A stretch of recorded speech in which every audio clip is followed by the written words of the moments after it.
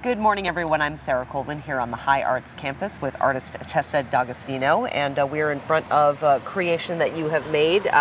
Tell me a little bit about this garden gate and what it's called and what it's all about. So it's called Transformative Passage of Earthly Balance, and it's about welcoming people to walk through and potentially balance their own inner being as they reflect on nature and how nature is really a part of us. So within the gate, there's different things that you can read and really get a grasp on that feeling. Sure. Tell me how you got the idea to create something like this. Well, my work is very nature-based and also spiritually based. So I was interested in the tree and just branching lines in general for the gate.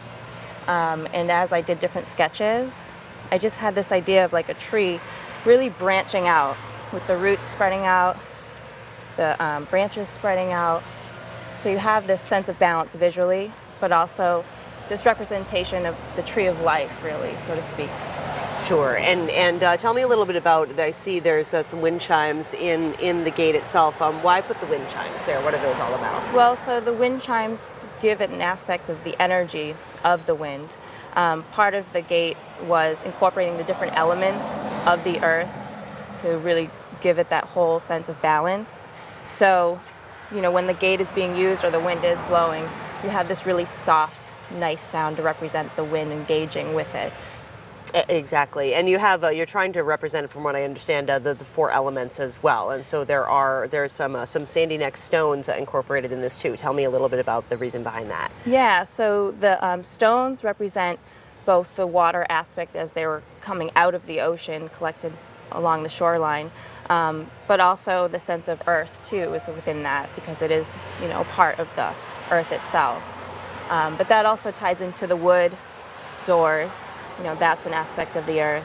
And then getting further into the element of fire, I put solar lights up to be the aspect of the sun coming into the solar aspect representing the fire, but also the gate doors themselves have wood-burned aspects in them. So I wood-burned some designs into the actual grains on the doors, and also the spiritual writing, which is my own poetic writing, is wood burned into the wood as well to represent the fire aspect. So tell me a little bit about the writing. You know, obviously you don't have to read the whole thing, but talk to me a little bit about the meaning behind that and why you decided to put those particular writings on this gate. Sure. Well, I do a lot of spontaneous writing. I try to practice meditation. I wish I could do it daily, but I'm just not disciplined. I'm always busy, like a lot of us. But when I take the time to just give myself that reflective space, a lot of times I'm receiving messages, so to speak, like words just kind of come to me. So after a meditation, a lot of times I'll just take out a journal and I'll just start writing. And sometimes I don't actually even like control that writing. I let it just come out. I don't judge it at all. I just do it. And so I have like a collection of all these little bits and pieces of things. And so when I was doing the gate, I ended up looking through that collection and finding bits and pieces that really seemed to capture what I wanted this gate to be about. You know, and I wanted people to be able to read and interact and really digest the words within themselves and however they were feeling with it. Sure. And of course, the gate is on display here along South Street at the Pearl Street campus. And how long is it going to be here? Is it going to be here forever, or is it going to move around? It's going to be here through the summer, probably into the fall.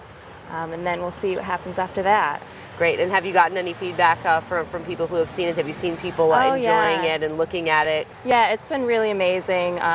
Really just tons of positive feedback. You know, people see the image of the gate elsewhere too, and or meet me and then say, "Oh, I saw your gate." A lot of people have been taking trips down here just to see it, so it's been really wonderful. Great. And of course, you are in an artist shanty this summer. Tell me a little bit about your other art, about the art that you do. And again, you said it's a deep connection with nature, with spirituality. Right. So a lot of times I use actually natural found materials to create sculptures, big and small. You know, some of my sculptures take up an entire room. Some are outdoor installations, so I bring photography to represent those. Others are 7-foot figurative pieces made all with branches and wire. But I also shrink all that down and I make jewelry in the same way. So a lot of the jewelry is actually made from found materials that are natural, like the beech stone, but also even vine work and using pieces of vine to actually make pendants and earrings and things like that. So, and then I do mixed media art, painting, drawing, everything. I kind of combine it all so I can represent whatever it is that I'm really trying to express. Great. And where can people, aside from the shade tour, aside from coming here to South Street, where can people find your work? Do you have a website? Yes. So my website is tessadagostino.wordpress.com. I know it's kind of a mouthful, but I'm sure you'll put something up. Absolutely. And on there I have a variety of artwork. I'm always updating it with shows that I'm doing and where people can find my work locally. And I also am creating a whole section on the site right now of actual garden gate designs that I'm in process of building or going to build, so people can also take a look at that. Great. And I'm always doing custom work, so I try to integrate it on there when I can. Indeed, I would imagine that there's many people who have come by and seen this and said, I'd really like to have that in my garden. Oh yeah, and I've had a few people that are interested in commissioning me to come out on location, which is ultimately what I do. I go to a spot, I look at it, I sketch out some designs, and that's how it kind of starts.